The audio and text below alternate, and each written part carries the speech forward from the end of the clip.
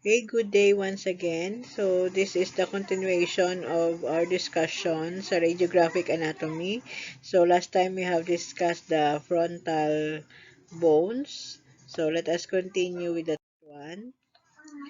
So, next we have the orbits. So, it includes the orbital plate as well as the ethmoidal notch. So, the orbital plate forms a superior part of each orbit. So, para siyang supraorbital rim. Below the orbital plate lie the facial bones. And above the orbital plate lies the anterior part of the floor of the brain case.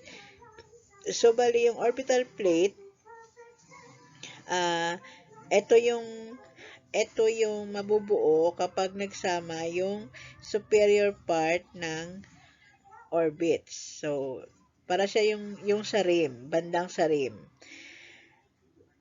Below this one, so we have the facial bones. Above is the anterior portion of the floor of the brain case. Di ba yung brain case natin o yung skull cap natin is ito. So, ito yung floor niya. So, sa ilalim nito is the orbital plate. So, we have here the orbital plate. So, ibig sabihin, sa baba ng orbital plate, so we have here the different facial bones. Ito yung drawing ko, pasensya na sa drawing.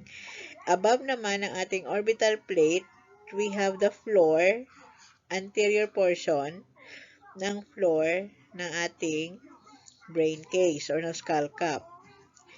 So I have pictures on the next slide.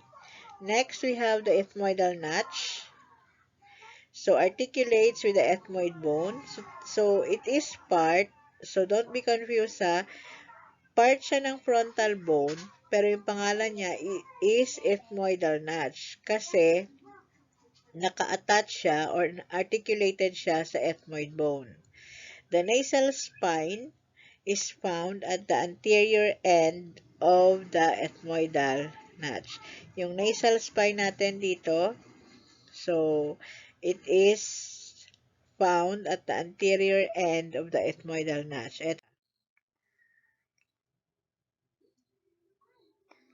So, ito yung ethmoidal notch. Ito siya. Part siya actually ng frontal bone. Pangalan niya is ethmoidal notch. Then, we have here the, ano pa yung kanina? Uh, the orbital plates. Ito siya. Yung plate. Dalawang plate. Okay? So, sa gitna, we have the orbital uh, orbital plates ito. Then sa gitna, we have the ethmoidal notch. So again, ethmoidal notch and orbital plates are part of the frontal bones. Then we are done with the frontal bones. Next, we have the parietal bones. Again, there are two. So left and right siya. So it forms the lateral wall of the cranium, lateral or the outside or the side wall of the cranium and part of the roof of the skull. So, ito yung roof ng skull natin. So, sa gilid, we have the parietal bones. Parietal bones din dito. So, ito yung roof ng skull natin. The highest portion here, we call that the vertex. The highest point of the skull. So, ang parietal bones, ito sa gilid, they are roughly square in shape. Para siyang square, pero hindi siya talagang square. Concave siya, internal surface, medyo concave siya. Widest portion of the entire skull. The parietal, we call that the parietal tubercles or the parietal eminence. Again, para siyang protuberance, nakausli. So, it can be found at this portion. So, again, the widest portion of the entire skull ay makikita sa parietal bones. We call that the parietal tubercles or the parietal eminence. Again ha, parietal tubercles or parietal eminence, is the widest portion of the entire skull. So if our frontal bones articulates with four other cranial bones, the parietal bones articulates with five cranial bones. So parietal siya, articulate siya sa frontal, occipital sa likod, temporal dito sa bandang tenga, as well as sa sphenoid dito sa harap, and articulated din siya sa kabilang parietal bone. Okay, so that is 5. So 1, 2, 3, 4, 5. So next we have the pterion. So pterion, so ito yung thinnest part of the lateral wall. Dito siya makikita. Ito yung rectangle na to. Thinnest part of the lateral wall of the skull. So it is still part of the parietal bone. Actually, it's not. Para siyang uh, uh, part lang siya. So where the antero-inferior, so this is the parietal bone. Ito yung green. Parietal bone. So anterior portion and the inferior portion, the skull where the antero-inferior corner of the parietal bone articulates with the greater wing of the sphenoid. So sphenoid is here, ito sa banda sa loob. Ito yung parang pitch or flesh with the greater wing of the sphenoid as well as of the temporal. Okay, that is pterion. So basta pterion, thinnest part siya. Next, we have the occipital bone. So, sa likod siya, it forms part of the posterior wall as well as the inferior. Pababa na siya sa neck natin.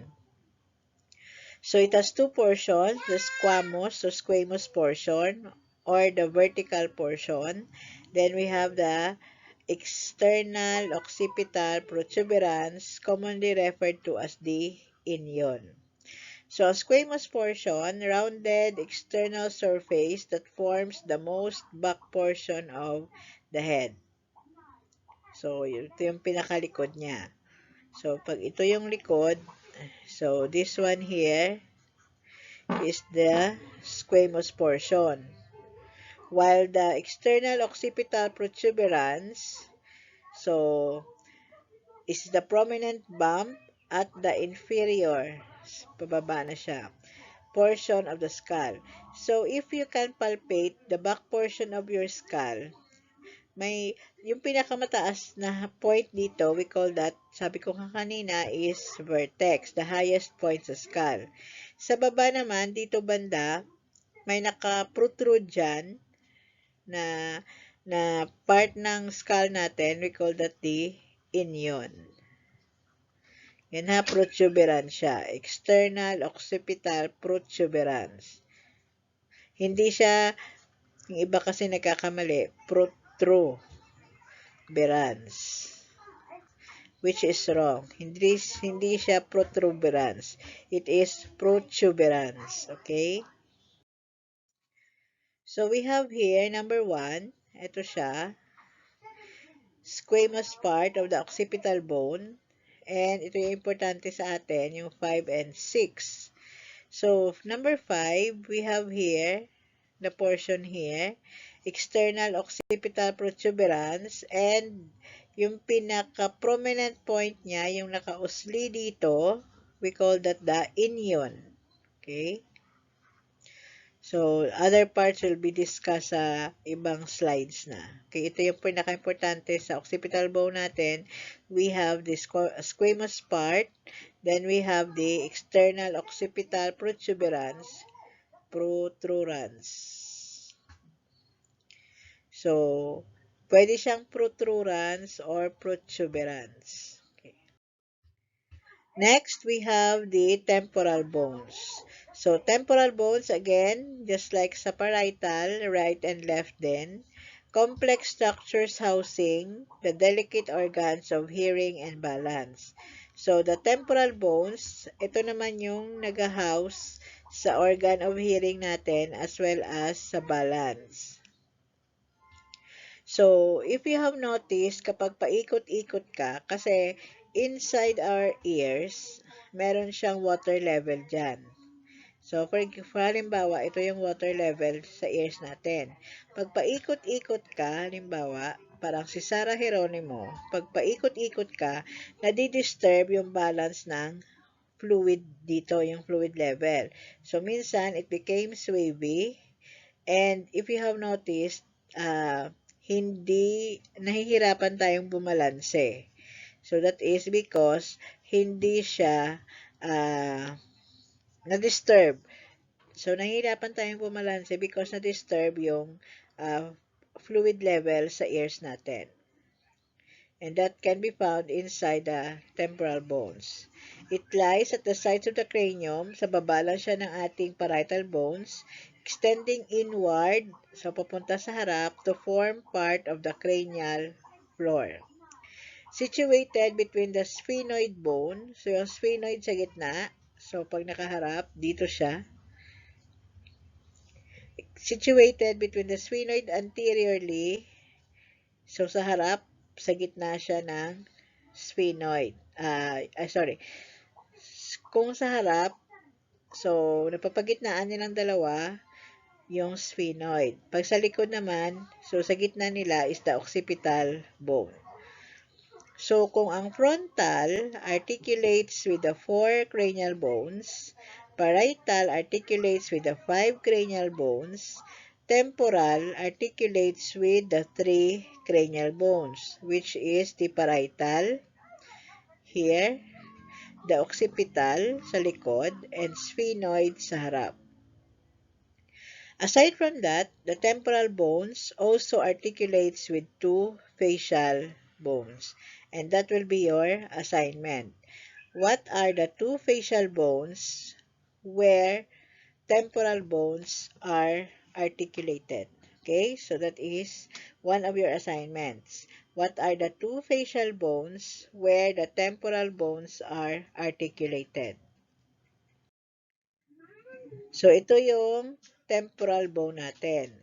So, articulated siya sa sphenoid, articulated siya sa parietal, articulated din siya sa occipital. Okay? So, there are 3 primary parts of the temporal bones. We have the squamous portion, the mastoid portion, and the petrous portion. So, the squamous portion, it is a thin upper portion forming part of the wall of the skull. Thin part and most vulnerable portion of the skull to fracture. So, yung squamous portion dito, so it is the most vulnerable. Ibig sabihin, madali siya ma-fracture kasi manipis siya. The mastoid portion, so parang medyo sa baba lang siya ng tenga, posterior to the external auditory meatus or what we call the EAM, yung butas sa ating tenga. So, sa likod lang siya. So, for example, ito yung tenga natin, may butas dito, parang dito lang siya sa likod. Yung mastoid portion. Has a prominent mastoid tip. Yung mastoid tip dito lang sa baba. If you can palpate that, sa baba, sa likod ng tengas, medyo sa bandang baba, so may nakaprotrude dyan na mastoid tip, which is at the level of what vertebra? Sa previous slide natin. So, mastoid tip or mastoid process is at the level of your C1. So, mastoid portion is composed of your air cells. So, another assignment, what is the other term for air cells? Ano ang other term sa air cells? Okay? Another assignment nyo. Next, petrous portion. So, sometimes it is referred to as the petrous pyramid, the pars petrosa, or the petro mastoid.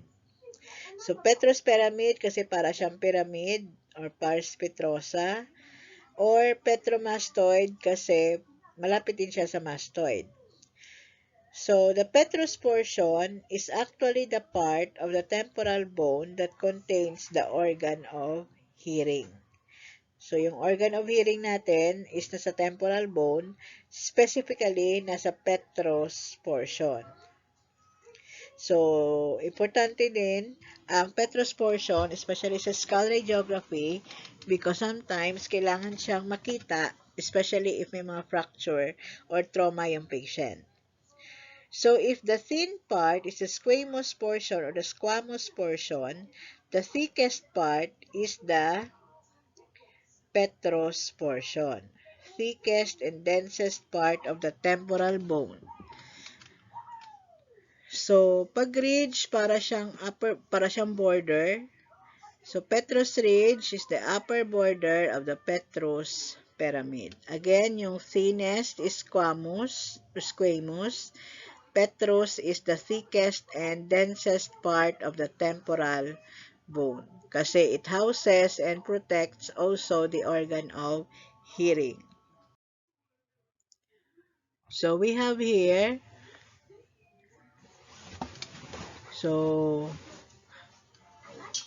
the mastoid part, this portion here. Ito siya ha. Ito yung temporal natin. So, we have the mastoid part, and then we have here the mastoid process. This one here. Mastoid process or the mastoid tip. Then we have the mastoid notch. Notch, sabi ko nga, is parang hole siya or butas. So, para daanan ng blood vessels and nerves. What else? Ito yung butas naman na malaki is what we call the external acoustic meatus or the external auditory meatus, yung butas ng tenga natin. We have here the squamous or the squamous portion.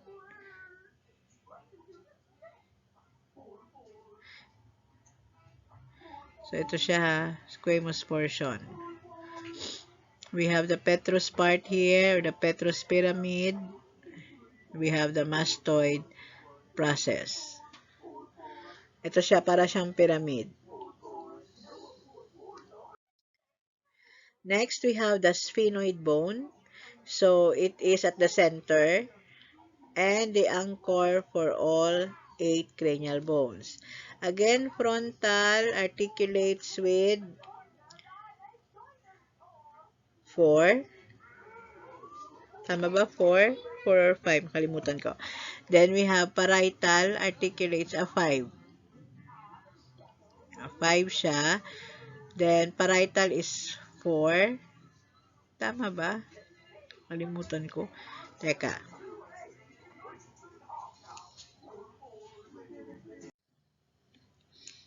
Okay, so frontal bones articulates with 5 cranial bones. Then we have parietal bones articulates with 4. Then temporal articulates with 3. Correct me if I'm wrong ha, na-confused na ako. Pero anyway, so, please check sa previous video kung ilang bones ang articulated, ang frontal, parietal, and temporal. Kasi hindi ko siya mabak. While I'm recording the video, hindi siya mabak, kaya hindi ko ma-check. Pero please check. Please check. So, yung sphenoid bone naman, let's go back to the sphenoid. It articulates with the 8 cranial bones. Actually, it is articulated with the 7 lang kasi siya yung pang 8. So, 7. So, it serves as the anchor kasi lahat ng cranial bones natin, yung frontal, parietal, occipital, temporal, what else? So, they are all connected or articulated sa sphenoid bone. So, ang shape niya is para siyang butterfly or bat that forms part of the anterior floor and sides of the cranium. So sabi ko nga, it articulates with all 7 cranial bones and 5 facial bones. So in addition to your assignment kanina sa temporal bone, sa sphenoid bone, another assignment, what are these 5 facial bones that is articulated or connected to the sphenoid bone? Okay? So, another assignment nyo. So, ito siya, yung sphenoid bone natin. So, para siyang bat, para siyang butterfly. So, it has different portions or parts which we will discuss later. So, anyway, just an overview. So, we have here the body, the color blue, the lesser wing, then we have the greater wing, and we have here the yellow ones are the pterygoid process. Ito yung legend natin. So, the body of the sphenoid, so yung blue kanina, lies in the midline, contains the sphenoid sinuses. The sella turcica, so it is also known as the Turkish saddle. So, parang inuupuan siya. So, sella turcica means Turkish saddle. So, partially surrounds and protects the pituitary gland or the hypophysis. So, another term for pituitary gland is the hypophysis. Infundibulum is the stalk of the pituitary gland. Okay? Again, pituitary gland, other term is hypophysis. The infundibulum is the term which refers to the stalk of the pituitary gland. So, what protects the pituitary gland or what protects the hypophysis? So, the answer is, it is the sella turcica. Okay? So, ang purpose ng sella turcica is to protect the pituitary gland. The purpose of your petrous pyramid or petrous portion is to protect the organ of hearing. Another term, another part is the dorsum sellae. So, dorsum meaning dorsal or sa back.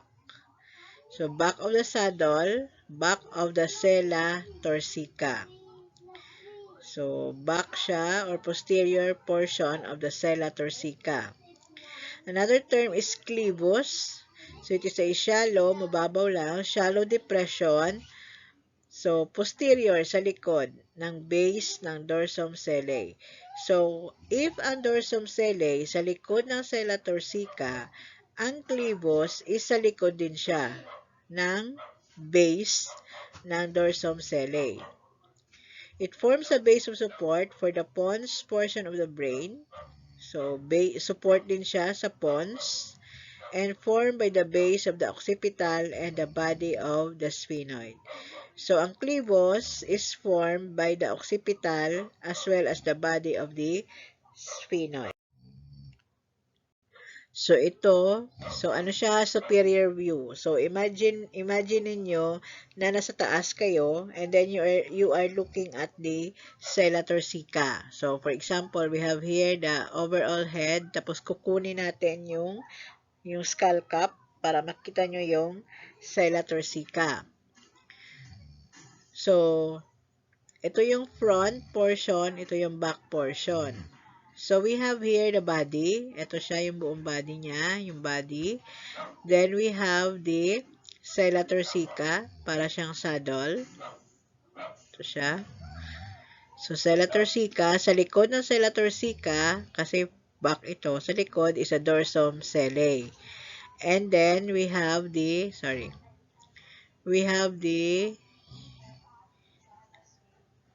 clinoid process. Ito siya, kaya lang ito. Ito, clinoid process. So, ito posterior, ito yung anterior clinoid process. And then, we have the tuberculum sellae. So, tubercle, parang protrusion siya. Ito. Then, we have here the spine of the sphenoid. Then, we have the greater wing and the lesser wing. Ito yung mga fissures, superior orbital fissures. So, para sa orbits natin, we have here the lesser wing. So, if you have noticed, we have also three foramen.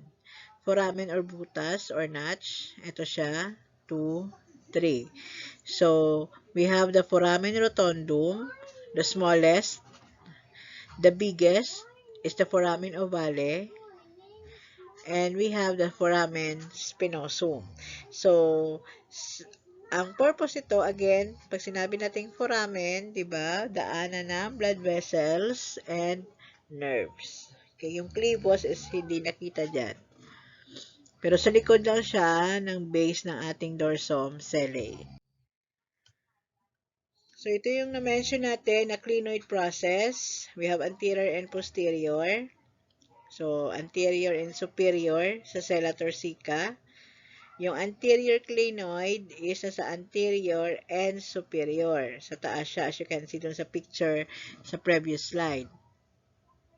Yung posterior clinoid naman, so small extensions, superior naman siya sa dorsum sellae.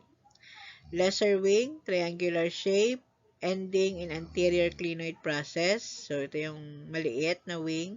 Yung greater wing forms portion of the floor as well as the sides of the cranium and has 3 openings or passages or foramen, rotundum, ovale, and spinosum.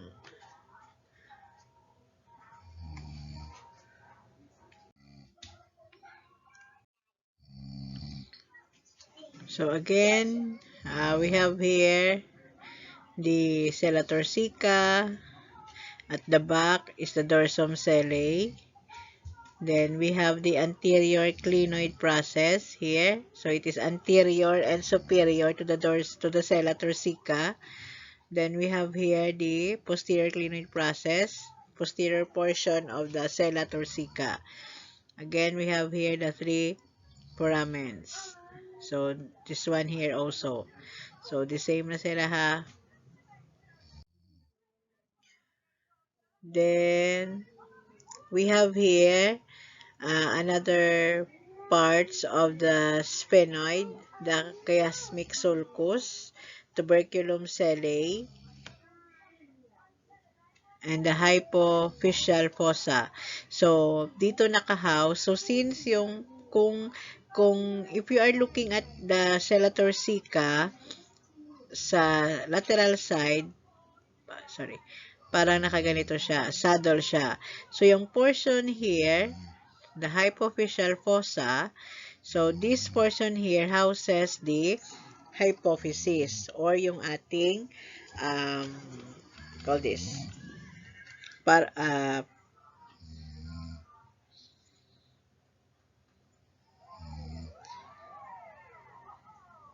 yes, yung ating hypophysis.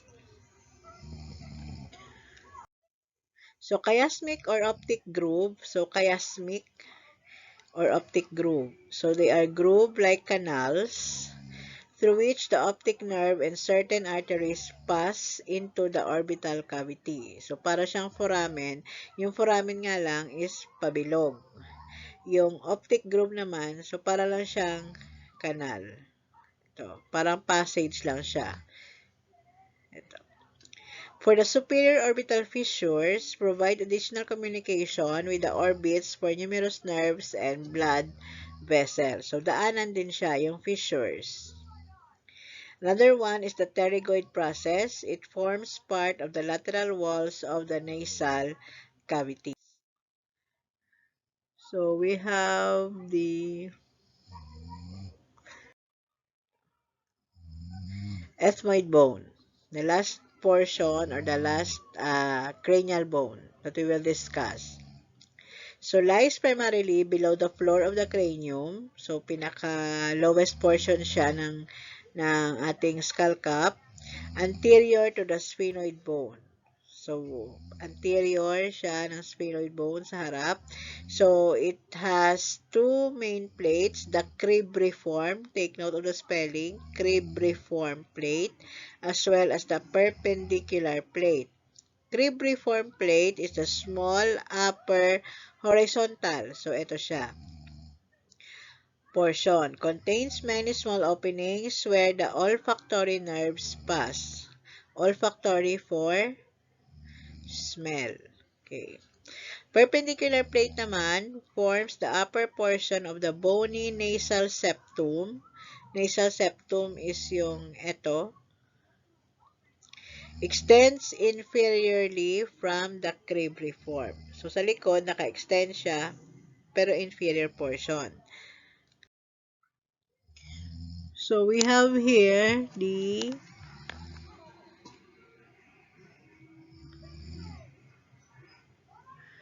Cristagalli. So, rooster's comb. So, this is a part of the ethmoid. Roosters. One word na siya. Rooster's comb. Or the Cristagalli. Then, we have here the cribriform plate. Ito siya. The cribriform plate.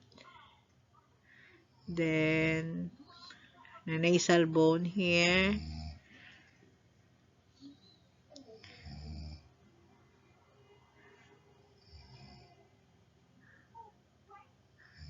And we have here the bigger one is the perpendicular plate. Okay?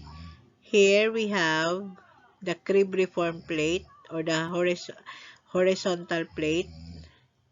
And this one, so mali pala yung ano ko, yung loko. So perpendicular plate. Ito siya. Portion here. So here we have the cribriform. Ito siya. Dalawang portion na Cristagalli or parang rooster's comb. Then what else? Cribriform plate also here. Cristagalli perpendicular plate. Ito. So superior view siya ito. Ito anterior pag nakaharap, ito pag nakatalikod.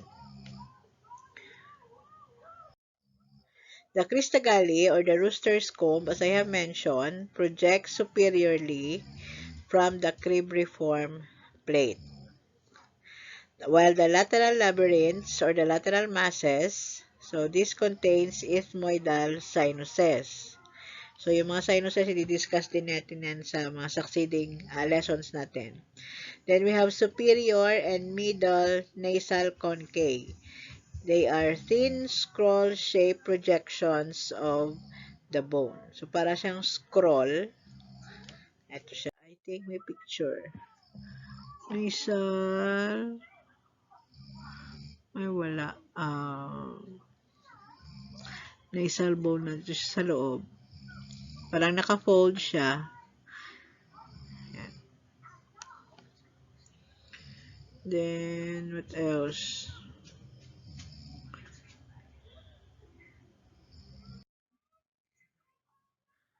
Yung ethmoidal labyrinth. Here. Also here, the ethmoidal labyrinth, which contains the lateral masses. Then, foramina, of course, yung mga butas. We have the cribriform, the Cristagalli.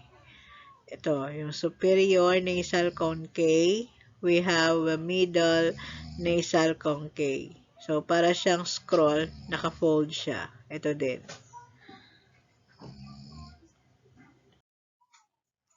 So, we will end there. And our next topic na for the next Saturday naman are the facial bones. Still sa skull pa rin tayo.